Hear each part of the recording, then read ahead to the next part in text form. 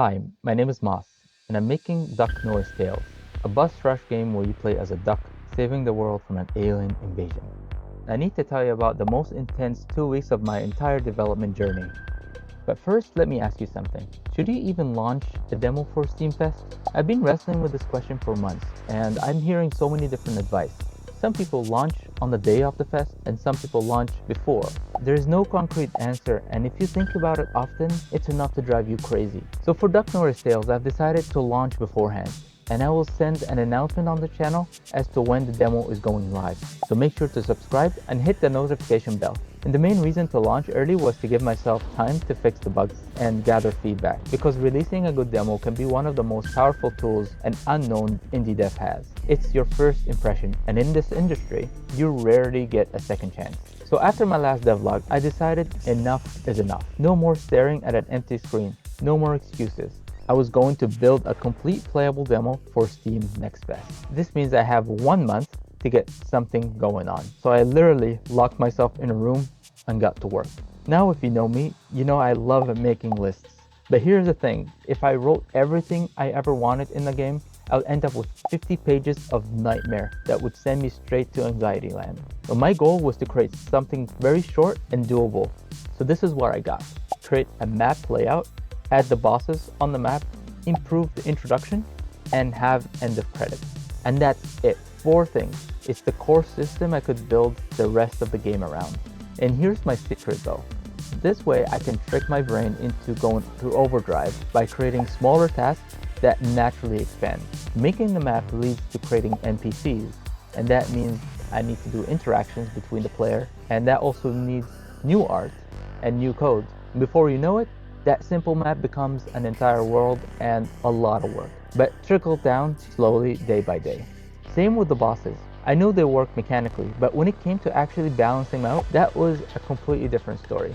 Thankfully, my game testers have been working with me to create an optimized and balanced experience, but it wasn't as easy as I wanted it to be. The first 2 bosses I ever worked on were literally the first code I ever wrote in GameMaker. And let me tell you, it was a disaster of spaghetti code. I was having many visual glitches, bosses attacking twice, and some enemies were completely jumping off the screen. And before moving forward, I needed to bring these 2 up to speed to my other code, just to have a decent base to work with.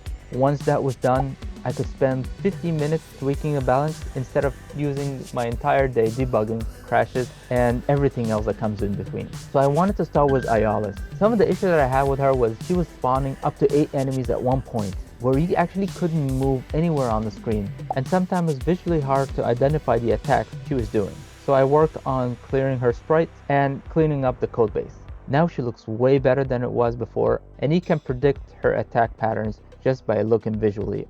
Next was Monster Inc. I did fix it a little bit before, but I still had some bugs. For example, at one point, if you pause the game, he would do the super jump that literally leave you hanging, and sometimes he would just do a couple of attacks back to back and break his sprite cycle. After a few hours of organizing everything and bringing it back to speed, now Monster Inc. is very optimized and rarely ever crashes, knock on wood.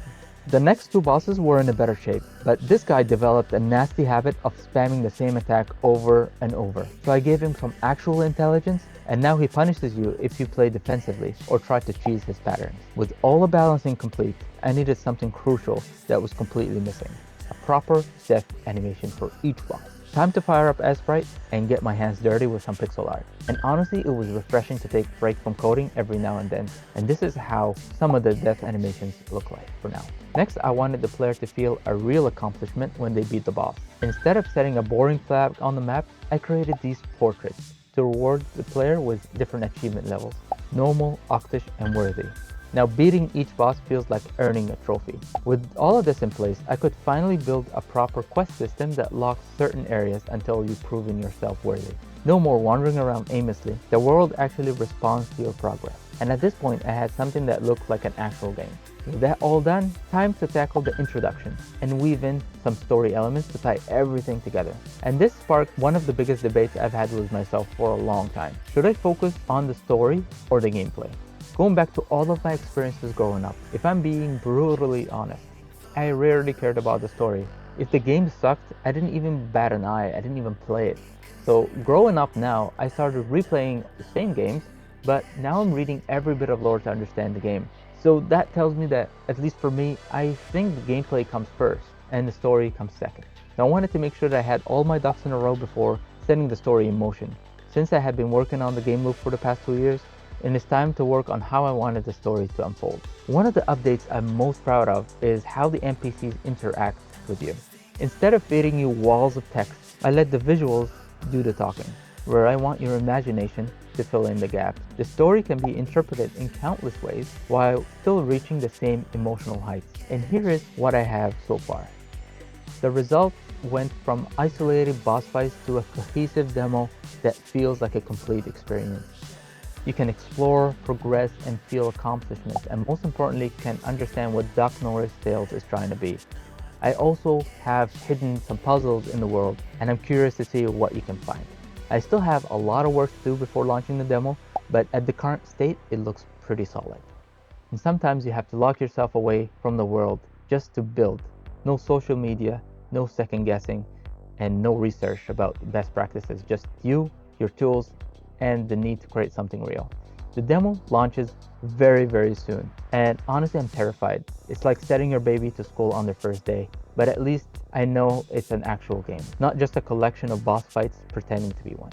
Have you ever had a moment where you just shut everything out and focus completely on your project? Let me know in the comments. Thank you so much for watching. If you made it this far and you're interested in optimizing things and becoming better, I've created a new Discord server for like-minded people who wants to take this journey to the next level, and you can find it in the links below. If you enjoyed this video, please leave it a like and a comment. It will really help me with the algorithm and help the channel grow. If you enjoyed this video, you'll enjoy this video as well. Thank you so much, and remember, just take it one day at a time, and I'll see you in the next video.